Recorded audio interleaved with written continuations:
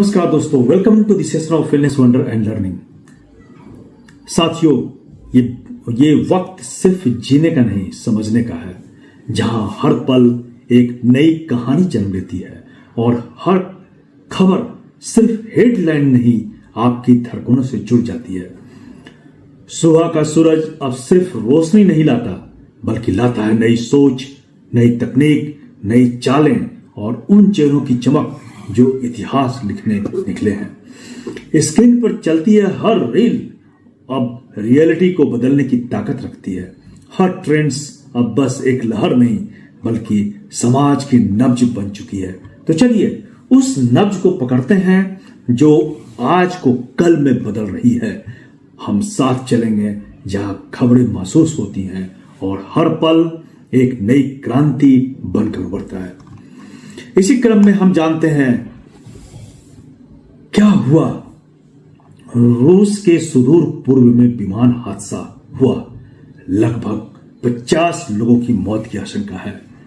24 जुलाई 2025 को रूस के अमूर क्षेत्र में एक एंटोनोव AN-24 विमान दुर्घटनाग्रस्त हो गया।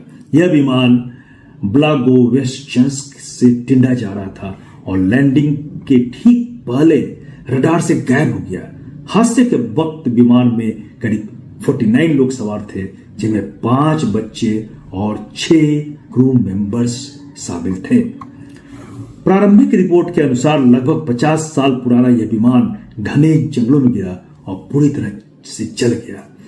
दुर्घटना स्थल से धुआं उठता दिखाई दिया और एक हेलीकॉप्टर के लिए गए वीडियो में साफ देखा गया कि धुआं उठ रहा है। राहत और बचाव टीमें मौके पर पहुंचने की कोशिश कर रही है। रूसी राष्ट्रपति व्लादिमीर पुतिन को इस घटना की जानकारी दे दी गई है। सरकार ने हादसे की जांच के आदेश जारी कर दिए हैं। अंगारा एयरलाइंस द्वारा संचालित यह विमान पुराने सोवियत एरा विमानों में से एक है। इन विमानों को फ्लाइंग ट्रैक्टर्स के नाम से जाना जाता है, क्योंकि ये बहुत ठंडे और कठिन क्षेत्रों में उड़ान भरने में सक्षम होते हैं। हालांकि पश्चिमी प्रतिबंधों और पुराने पार्ट्स की कमी के कारण इनकी मरम्मत अब बेहद महंगी और जोखिम भरी हो गई है। अब तक नए लेगोडा विमान का उत्पादन शुरू नहीं होता, जिसकी उम्मीद 2027 से है। तब तक छोटे एयरलाइंस इन्हीं पुराने विमानों पर निर्भर रहेगा। यह हादसा रूस के एविएशन सेक्टर में बुनियादी सुरक्षा और तकनीकी सुधारों की जरूरत की एक और दुखद याद दिलाता है। इस तरह के ट्रेंडिंग से हमें एहसास होता है कि साइंस अगर विकसित हो भी गया तो हम असुरक्षित हैं, क्योंकि सुरक्षा के लिए इसमें लगातार सुधार और बुनियादी सुरक्षा को मजबूत बनाने की आवश्यकता पर जोर देता है, जो शायद नहीं कर पा रहे हैं हम। यही कारण है कि विमान दुर्घटनाएं लगातार हो रही हैं। अब जानते हैं न्यूजीलैंड बनाम south Africa tri series update. New Zealand ने साउथ अफ्रीका को ग्रुप स्टेज में दूसरी बार हराकर फाइनल में जगह पक्की कर ली। शनिवार को ये दोनों टीमें फिर आमने सामने होंगे। न्यूजीलैंड को इससे पहले गुरुवार को जिम्बाब्वे के खिलाफ एक और मुकाबला खेलना है, जबकि जिम्बाब्वे पहले ही बाहर हो चुकी है। न्यूजीलैंड के साथ साउथ अफ्रीका को कम स्कोर पर रोककर सिर्फ 16 ओवर में लक्ष्य हासिल किया। काफी अच्छा किया न्यूजीलैंड ने। टीम सेफर्ड ने इस मैच में इकलौती 50 लगाई और ओपनिंग स्टैंड 51 रन, टूर्नामेंट का सबसे तेज पावर प्ले स्कोर 55 एक विकेट पर। साउथ अफ्रीका की सबसे बड़ी साझेदारी क्या है? सिर्फ 30 रन उसने बनाया हेंड्रिक्स और लिंडे के साझेदारी में। न्यूजीलैंड के जैकब डफी, मिलने और फाल्क्स ने शानदार गेंदबाजी करते हुए शुरुआती दबाव बना दिया और कॉटची बेहद महंगे साबित हुए। 3 ओवर में 37 रन लुटाए। न्यूजीलैंड ने एक बार फिर यह दिखा दिया कि वह न सिर्फ गेंदबाजी बल्कि रन चेज में भी बेहतरीन रणनीति से खेल रही है। अब सबकी नजर फाइनल टक्कर पर है। अब जानते हैं हरियाणा विवाद क्या हुआ। स्टॉकिंग केस में आरोपी विकास बारला को कानूनी अधिकारी नियुक्त किया गया। हरियाणा में बीजेपी सांसद सुभाष बारला के बेटे विकास बारला को असिस्टेंट एडवोकेट जनरल AAG बनाया गया है। यह नियुक्ति विवादों में घिर गई है क्योंकि विकास 2017 में चर्चित स्टॉकिंग और अपहरण प्रयास मामले में आरोपी हैं। इस केस में पीड़िता हरियाणा के IAS अधिकारी VS कुंडू की बेटी वर्णिका कुंडू है। घटना 4 अगस्त 2017 की रात की है। इस मामले में विकास बारला करीब 5 महीने जेल में भी रह चुके हैं। फिलहाल मामला अदालत में लंबित है, लेकिन उनकी इस नियुक्ति को लेकर विपक्ष और सोशल मीडिया पर आलोचना तेज हो गई है।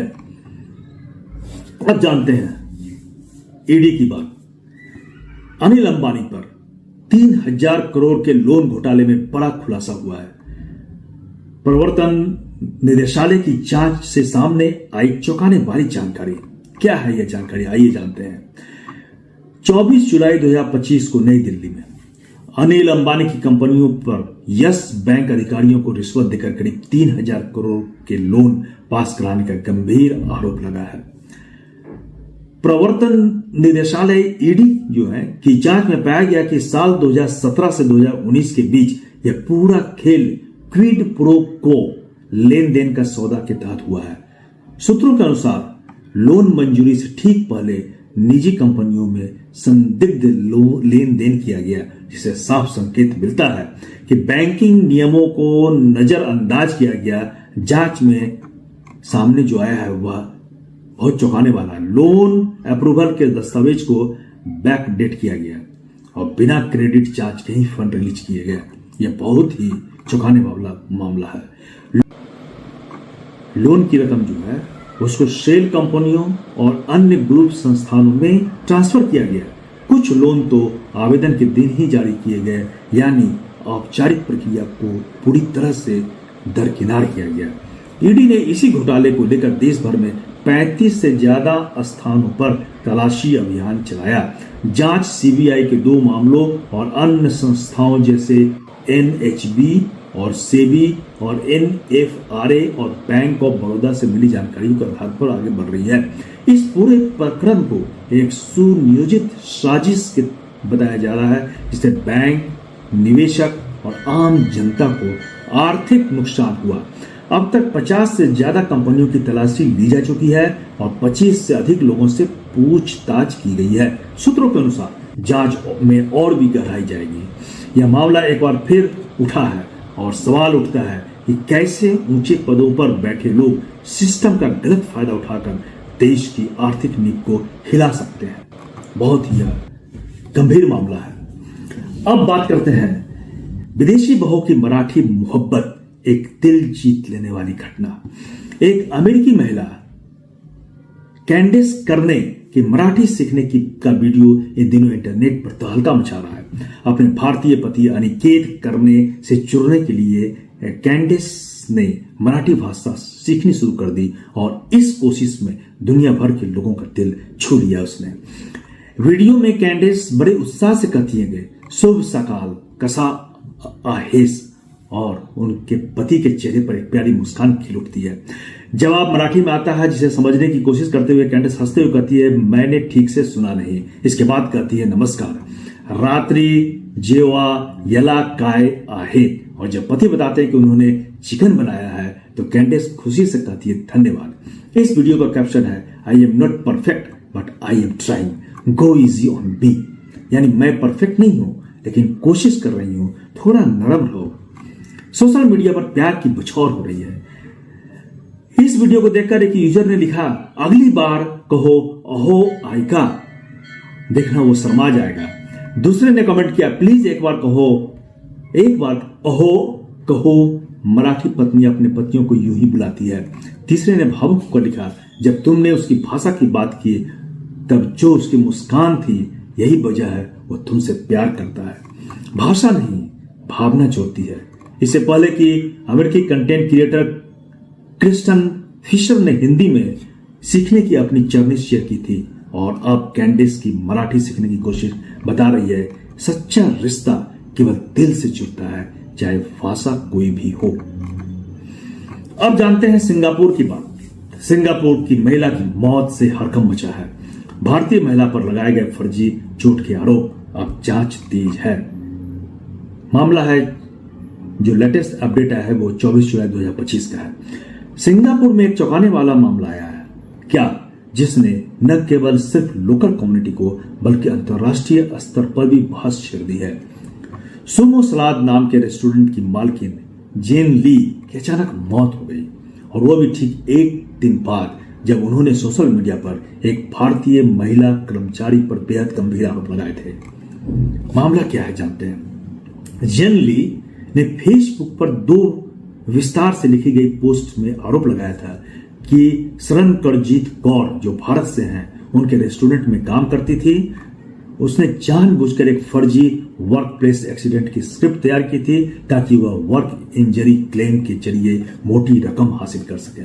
उनका दावा था कि घटना वाले दिन शरण को जल्दी छुट्टी मिलनी थी, लेकिन वह जानबूझकर रुक गई और फिर कचरा फेंकने के दौरान एक्सीलरेटर से गिरने का नाटक किया।